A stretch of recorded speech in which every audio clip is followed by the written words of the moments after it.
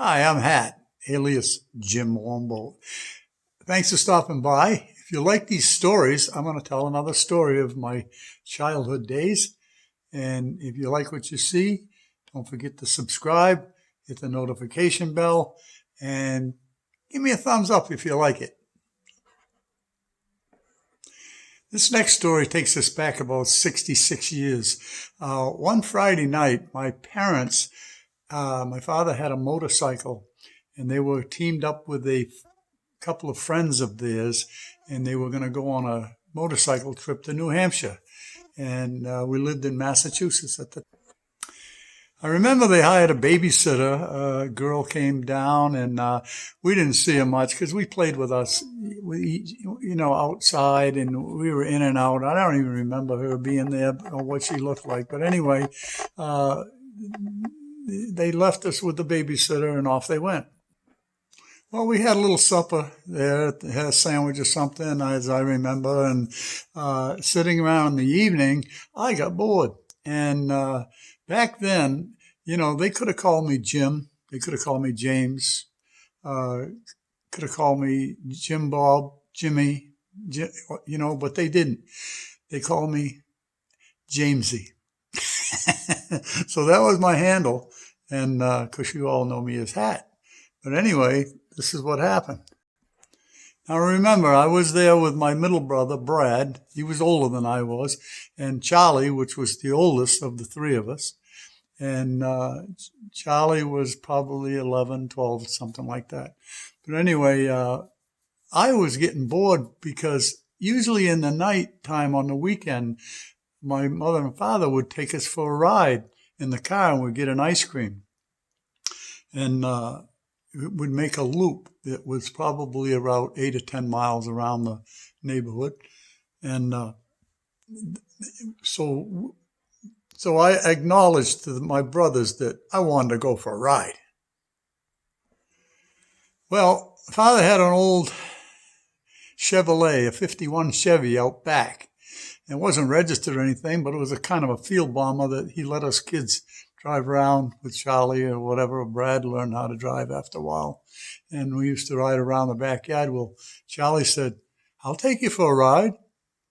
I said, we ain't left yet?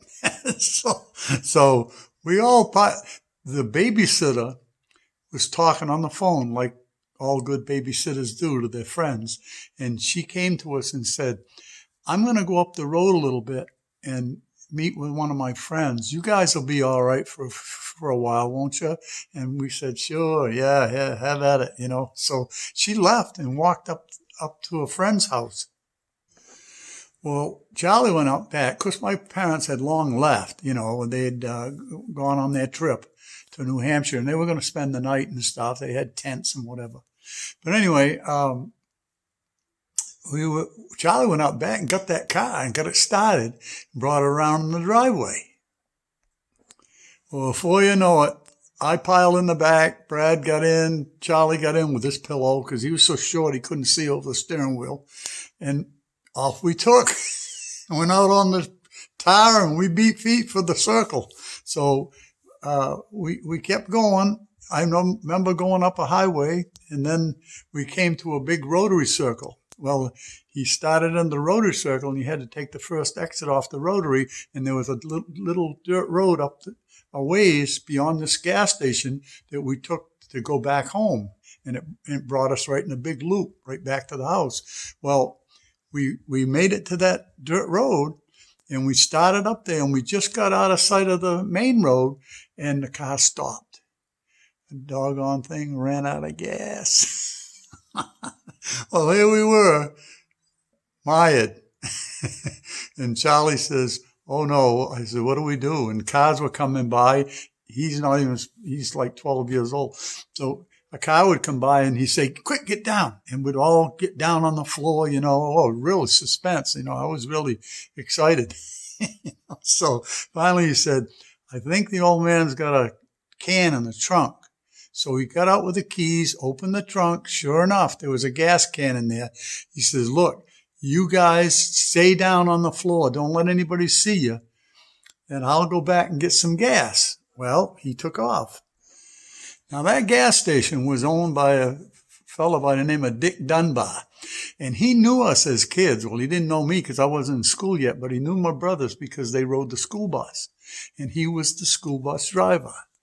And so he walked in. Now, don't forget, we're 7, 8 miles from our house. And here it is, dark, 7, 8 o'clock at night.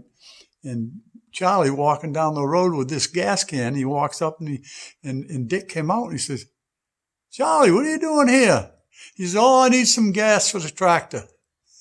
So he says, yeah, okay. So he says, "Can you put it on my dad's bill?" He says, "I don't have any money with me." He says, "That's no problem.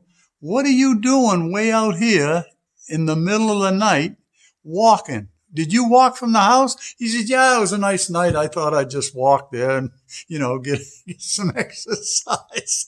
He says, "You better wait. Let me give you a ride home."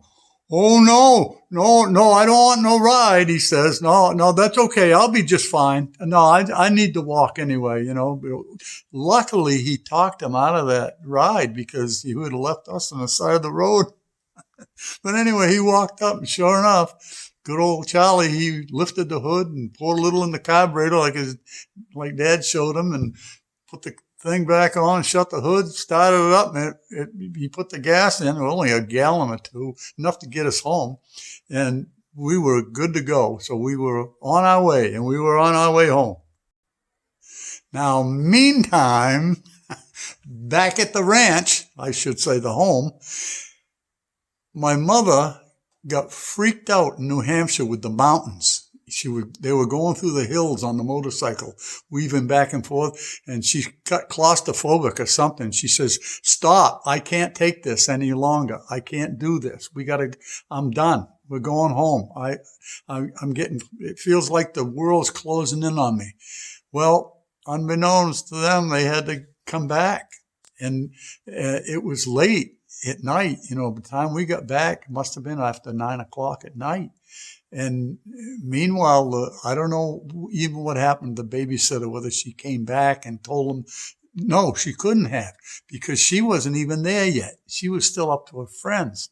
Nice babysitter, huh? But anyway, they're in front of the garage. Well, when Charlie turned in, we turned into the driveway, all the lights were on. In the garage doors was open. The 2 motorcycles were sitting in the front. I looked up and I said, "Uh-oh, we're dead. So Charlie drives in. Now, this is the conversation of my father and Howie Boquin, his friend. He says, "Hey, you got company here, Charlie." Charlie was my father's name. And he says, "Oh, yeah." He says, "Geez, Charlie, that looks like your car." My father looks, it's kind of dark because we were all lit up.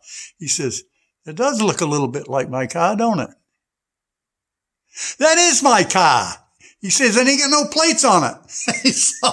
So he drove in, and the rest was history. It was vivid. It was talking and laughing and talking and going it. And I do remember one of us said, I don't know if it was me or Brad or something, he says, Are we gonna get a beating?"